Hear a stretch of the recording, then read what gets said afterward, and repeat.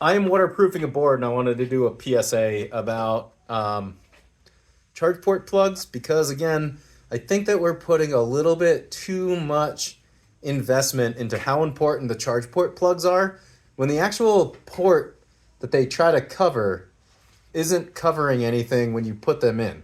All right. And I'll show you, it's really quick.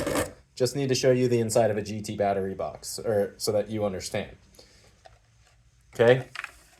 There's a hole in the side of the GT battery box. And you've seen kind of the outside of it before. It's got that like feathery, looks like a flower pattern on the outside. That just screws straight in here. And then the back of that is actually solid.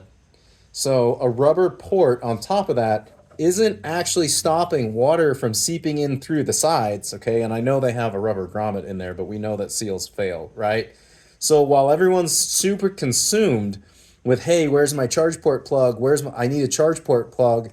What you really need to do is stop, take a, tube with a silicone, put the board on its side, and put the silicone around there.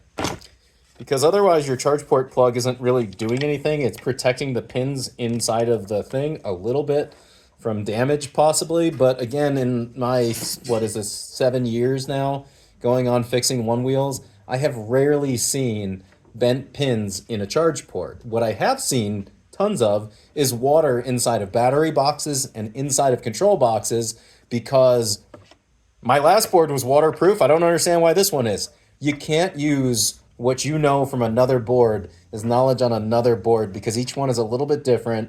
Each one was assembled a little bit differently. It's supposed to all be the same. That's the way it would be in an ideal world. We don't live in an ideal world, so everything's not the same. Some of these come out and they're like, you could throw them into the bottom of Lake Tahoe and come and find them in 20 years and they'd be fine.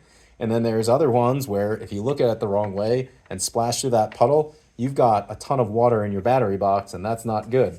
Another place water is getting in is the seam around the LED screens. Like, this is wonderful, but remember, this is not part of the mold, okay?